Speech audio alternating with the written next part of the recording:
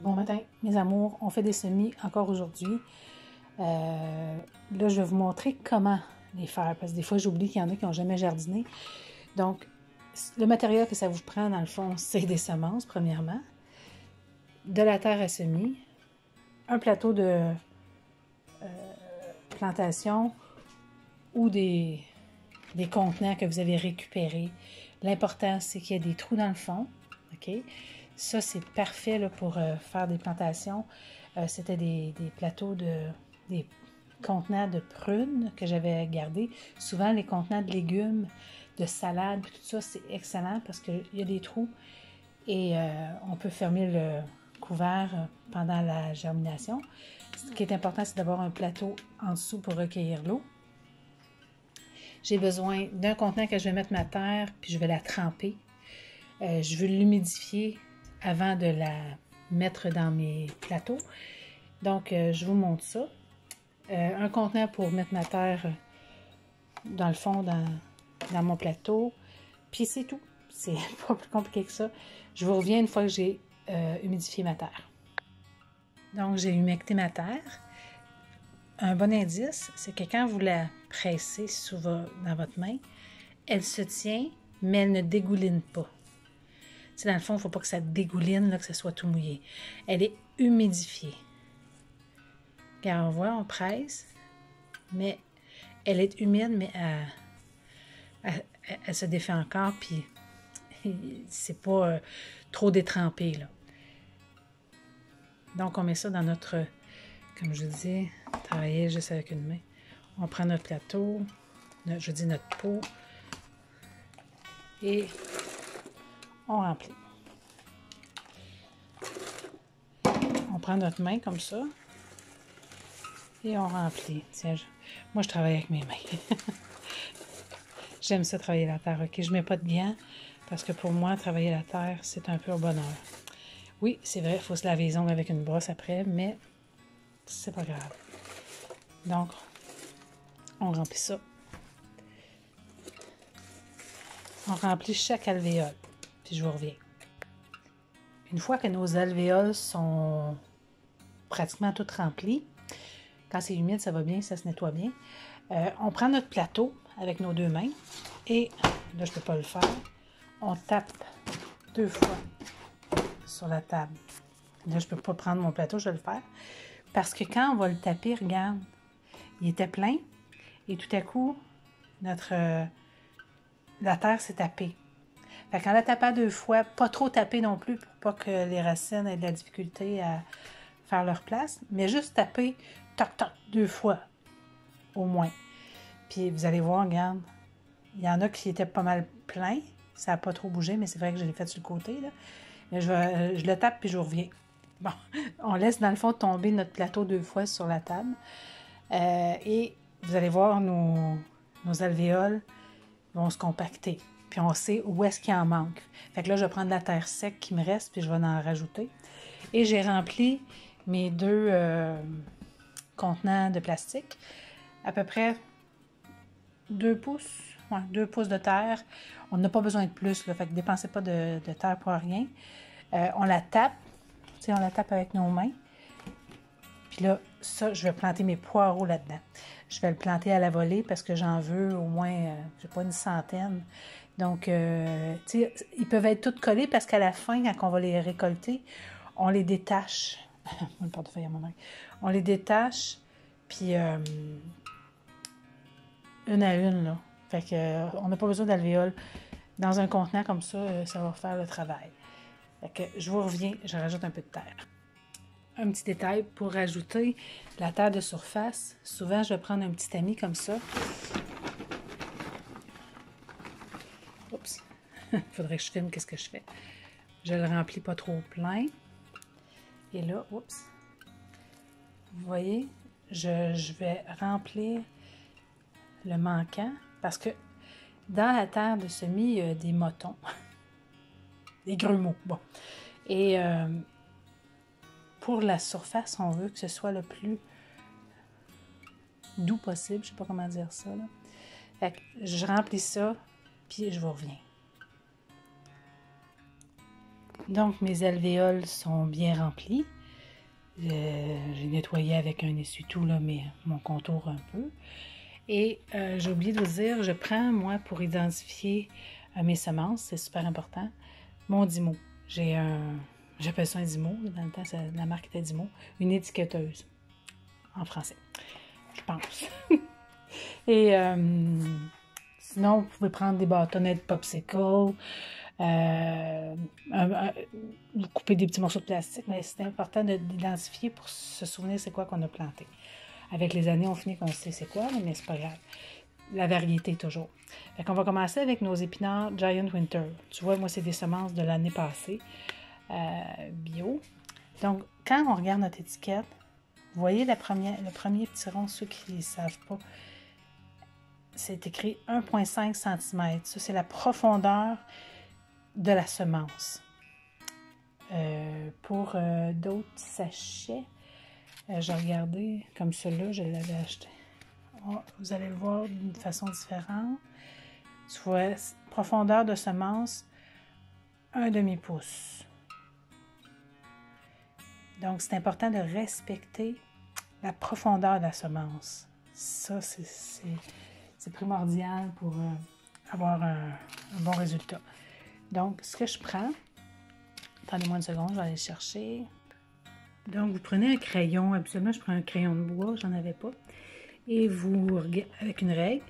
Et à 1,5 pouce, on va se mettre un ruban pour identifier. Là, comme là, c'était 1,5 cm. Donc, à 1,5 cm, je vais mettre un morceau de ruban. Comme ça, je vais savoir à chaque compartiment. Voyons. Bon, à chaque alvéole, je cherchais mon mot. Là, vous voyez, j'ai mis un morceau de ruban que je vais bien... Et quand je vais arriver, je vais montrer l'alvéole, je vais faire un trou avec... Et je vais arrêter où est-ce qu'est mon ruban. Comme je vous dis, ça ne va pas bien avec juste une main, mais vous avez compris le principe. Donc, mon trou va être à la bonne hauteur. Comme on voit, je me suis fait 12 trous parce que je veux faire 12 plants d'épinards parce que c'est des giants, sont gros. Donc, j'en veux seulement 12. Je vais en donner à papa et sûrement à ma voisine. Donc, c'est ça, c'est un petit truc. Maintenant, je vais mettre les semences dans ma main. Puis, je vais en mettre 1 à 2 par trou. Parce que des fois, il y en a qui ne poussent pas. Fait que je vais en mettre 2 par trou. J'ai plus de difficultés avec les épinards, je vais en mettre 2. Donc, mes semences sont dans leur trou. Maintenant, je me mets un petit morceau de tape là, pour refermer mon sachet. Et on va juste refermer la terre et on presse légèrement. Il ne faut pas qu'il y ait d'oxygène.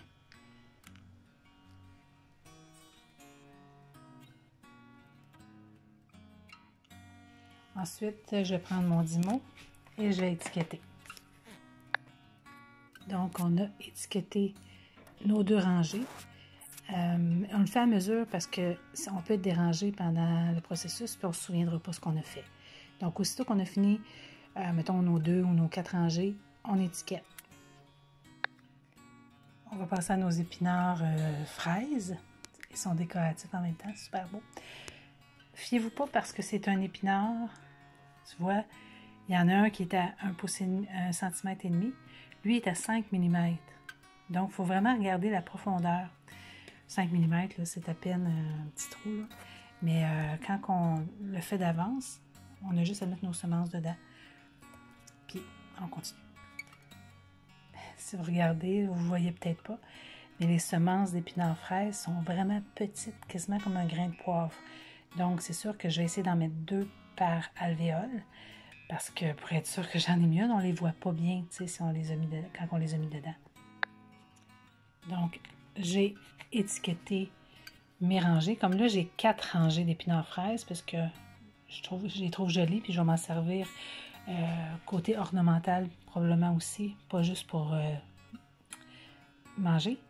Donc, comme je vous dis, faites-les au fur et à mesure pour être sûr Puis vous le faites au centre pour pas... Comme là, j'ai 2 rangées, on comprend. Maintenant, j'ai 4 rangées. Fait que je le sais ici que si je l'ai mis au centre, c'est parce que j'ai 4 rangées. Ça, c'est mon code à moi. C'est à vous de vous trouver un code. L'important, c'est que vous mettiez des étiquettes qui résistent à l'eau. Hein, si vous mettez des étiquettes après, parce qu'on arrose, donc faire sûr que vos étiquettes vont résister à l'eau. Donc, j'ai planté ma bêta-carde blanche ou la traditionnelle. Mais là, je vais planter de la betterave. Mais la betterave, on peut la planter en pleine terre. Mais moi, je m'en plante d'avance parce que j'utilise le feuillage dans mes salades que je trouve vraiment bon. Donc, je vais m'en planter pour en avoir plus tôt. Puis, elle résiste au froid. Donc, on peut la planter tôt en saison. Donc, mes betteraves sont plantées. Je vais remettre juste une petite couche de terre fine. Ensuite, je vais arroser avec un pulvérisateur très doux. OK? Parce que ma terre est déjà humidifiée. Mais je vais juste arroser la terre que je viens de mettre. Puis, ce que j'oubliais de vous dire, c'est que quand vous, surtout en plateau comme ça, vérifiez, je vais vous mettre, je ne sais pas si je le fais en YouTube, mais regardez compagnonnage. OK? Faites sûr que les plantes que vous mettez ensemble dans le plateau, ils s'entendent bien ensemble. Ils vont passer pas mal de temps ensemble. Donc, il faut faire sûr qu'ils s'entendent bien. Et ce que je fais, c'est que je m'arrange aussi que les légumes que je vais planter en terre soient aussi dans les mêmes plateaux. Fait que quand je vais arriver avec mon plateau, comme là, les épinards, je sais que je vais les mettre avec les bêta-cardes, puis les betteraves, tu sais, dans mes plates-bandes la majorité du temps. Donc, je vais avoir juste un plateau, je vais m'en aller avec mon plateau, puis je vais planter dans mes plates-bandes. Parce que moi, je fais aussi du jardinage ornemental, dans le sens que je vais mettre des légumes parmi mes vivaces. Je trouve ça joli. Donc, juste de penser à ça, que vos plantes, ils sont amis. Ils s'entendent bien. Donc, j'ai bien rempli mes alvéoles. J'ai arrosé avec un fin gel. Et je vais rajouter mon couvert. Mon couvert, je l'ajoute jusqu'à temps que les semis commencent à germer. Une fois que le semis est germé, ça c'est pour garder l'humidité dans le fond, le couvert, j'enlève mon couvert parce qu'on ne veut pas que le mildiou se développe. Donc, on garde le couvert le temps que la germination commence et quand les plantes ont commencé à germer, on enlève notre couvert. Et admettons que j'aurais une partie, excuse-moi, qui aurait germé puis les autres n'auraient pas germé, j'ai juste à mettre une pellicule de plastique, du saran wrap qu'on appelle ici au Québec, sur la rangée qui n'est pas germée encore. Mais on enlève le couvert. Donc, je suis allée l'ajouter sur ma tablette. Comme vous voyez, celle que j'ai faite hier, on voit l'humidité. Puis c'est ça qu'il faut qu'on garde le temps que ça germine. Quand c'est sorti de terre, c'est ça qu'il ne faut pas qu'il reste. Donc, regarde là notre plateau, notre nouveau plateau, l'humidité va se faire à l'intérieur. Puis c'est ça qu'on veut pendant que ça germe. Puis mon calorifère est juste dessous. Donc, le dessous est chauffé, ça va aider à la germination. Comme je disais hier, j'ai des lampes à semis. Là, je les fais fonctionner, mais dans le fond, tant que c'est pas germé, on n'en aurait pas nécessairement besoin parce que les semences sont en terre. C'est plus que ça dégage une petite chaleur. Puis, ça m'habitue à les ouvrir aussi, pour ne pas les oublier. Mais on la met au début à la couleur rouge pour la germination. Sinon, si on a des fluorescents ordinaires, ça fonctionne aussi. Là, les traditionnels fluorescents blancs, ça fonctionne bien. La raison pour laquelle je dis de mettre un plastique ou moi j'ai mis un sac de vidange, là, un grand sac de vidange, c'est que la terre se récupère bien aussi, puis le nettoyage. Pour ce qui est de mes poireaux, Je vais les faire à la volée sur ma terre. Mais tu vois, ils disent de planter à 1/2 pouce. Excusez-moi. Non. En tout cas, ils disent de planter à 1/2 pouce. Ce que je vais faire plutôt, c'est que je vais... Puis de faire des tranchées quand tu les plantes dans le jardin. Là, je vais... semer à la volée. Et je vais rajouter 1/2 pouce de terre par-dessus, qui n'est pas mouillée, de la terre sec, mais que je vais arroser. Donc, je fais ça. Donc, je ne sais pas si vous les voyez, hein? Vous voyez les semences noires? C'est ça que ça veut dire à la volée. C'est qu'on prend notre sachet et on en met un peu partout sur la terre. Et je recouvre de 1/2 pouce de terre. Le fait que ma terre est humide, je vais pouvoir voir la quantité que je mets. J'ai rajouté ma terre, je vais la taper un petit peu. Je ne sais pas si vous la voyez là, ici, ma ligne humide et la terre sec. Donc je la tape un petit peu et je vais l'arroser au vaporisateur jusqu'à temps qu'elle soit humide.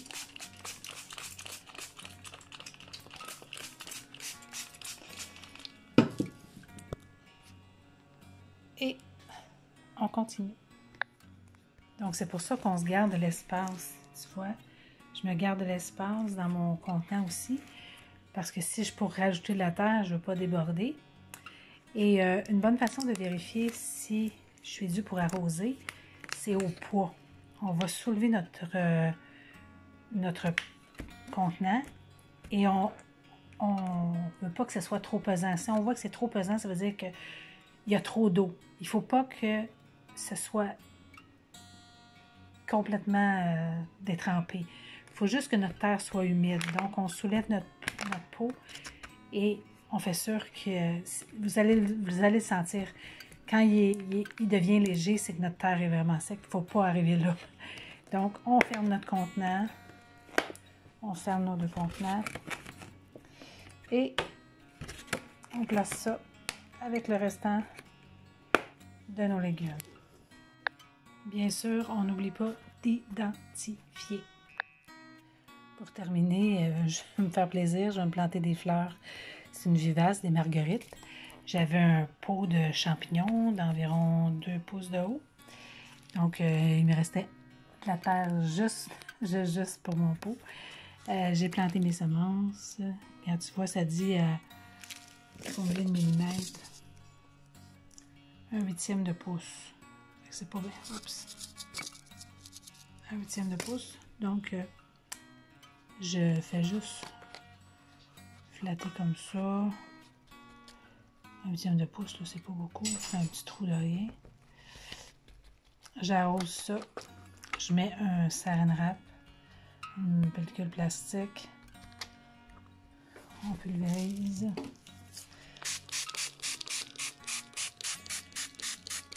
On met une pellicule plastique. Puis on regarde ça pousser. Et on place ça sur notre table, notre étagère. Écoute, mon époux m'a commandé ma serre tantôt. Fait que d'ici 3 semaines, un mois, on va transférer ça dans la serre extérieure. Bon semis!